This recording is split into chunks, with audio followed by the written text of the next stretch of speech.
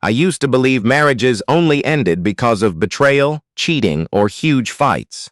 I never imagined that a few careless words spoken in frustration could slowly destroy an entire relationship. My husband Samir wasn't a bad man. In fact, he was probably the most dependable person I had ever known. He worked hard, paid every bill on time, remembered the small things about me, and stayed loyal through every difficult season of our lives. But after years of marriage, comfort replaced excitement, routine replaced effort, and I started noticing what he lacked instead of appreciating what he gave. At my office, there was a man named Farhan. He was confident, charming, funny, and knew exactly how to make people feel important. Whenever he entered a room, everyone noticed him. Meanwhile, Samir had become quiet and predictable in my eyes. I never realized how dangerous comparisons could become until it was too late. One evening, while cooking dinner, I was talking to my friend Sana on the phone. We were joking about relationships, venting the way people often do without thinking deeply about the consequences. I laughed and said, "Sometimes I feel like I married an old man. You should see Farhan from my office. That man actually knows how to make a woman feel noticed." I thought it was harmless, just words, just frustration, just a private conversation. But I didn't know Samir had walked into the house early that evening. I didn't know he heard everything. At dinner, he barely touched his food. His silence felt heavy, but I ignored it. I assumed he was tired from work. Over the next few weeks, something inside him changed. He stopped asking about my day. He stopped sitting beside me while watching television. Even his smile disappeared. It felt like he was physically present, but emotionally somewhere far away. Finally, one night, I asked him what was wrong. He looked at me quietly and asked, "Do you really think I'm less of a man than him?" The moment he said that, my stomach dropped. I immediately knew he had heard the conversation. "It wasn't serious," I said quickly. "I was just talking."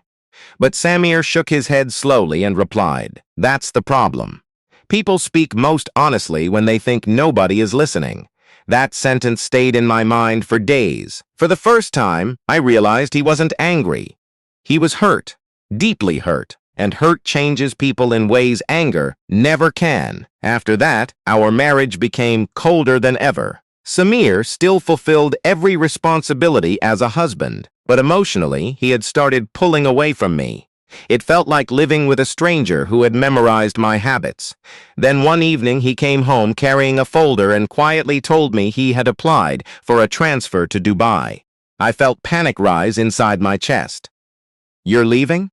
I asked. He looked directly into my eyes and said, "You already made it clear another man could give you what I couldn't." I tried explaining myself. I told him I didn't mean it that way. I told him I was frustrated and emotional. But once words damage someone's confidence, explanations rarely erase the wound. He said something that shattered me completely. "I spent years trying to be enough for you." One conversation made me realize I never was. I cried that night harder than I ever had before, not because we fought, but because I finally understood how deeply words can cut when they come from someone you love. Days turned into weeks. Samir became quieter, more distant. He started sleeping in the living room. One night I walked out and sat across from him while the television played silently in the background. "Are you really giving up on us?" I asked softly. He muted the television and looked at me for a long moment before answering.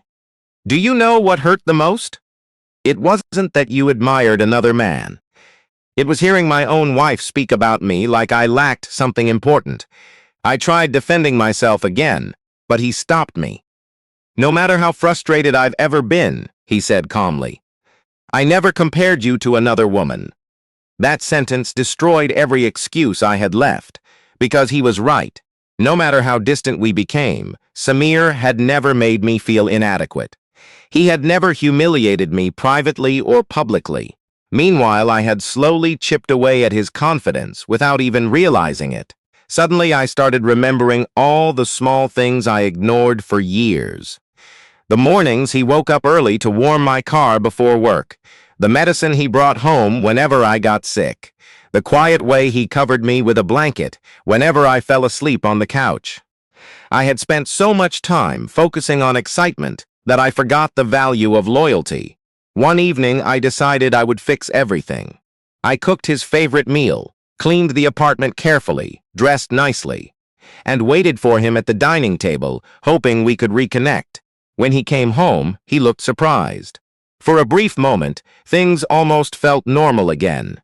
But then I made another mistake. I softly told him, "I just wish you were more ambitious sometimes." The second those words left my mouth, I saw disappointment spread across his face. Another criticism. Another reminder that he wasn't enough. He slowly placed his fork down and looked at me with exhaustion in his eyes. "No matter what I do," he said quietly, "you'll always imagine a better version of me." I immediately tried apologizing, but this time he looked emotionally finished. "I think staying together hurts more than leaving," he whispered. The room felt silent after that, heavy, empty. "Are you asking for a divorce?" I asked with tears in my eyes. He closed his eyes for a moment before replying, "I'm asking for peace. People think relationships end because of one big moment. But sometimes relationships die slowly, through repeated disappointment, through disrespect hidden inside frustration, through constant comparisons that make someone feel smaller every single day." 3 months later, Samir moved out. The divorce process was painfully quiet. No screaming, no dramatic fights. Just two people signing papers while pretending their lives weren't falling apart. Friends kept asking what happened between us. I lied every time. I told them we simply grew apart. But the truth was much uglier. I made the man I loved feel inadequate inside his own marriage. One rainy evening after the divorce was finalized, Samir returned to collect the last few boxes from the apartment.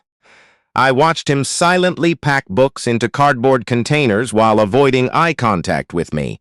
Finally, I gathered enough courage to ask him the question that had been haunting me for months. "Do you hate me?"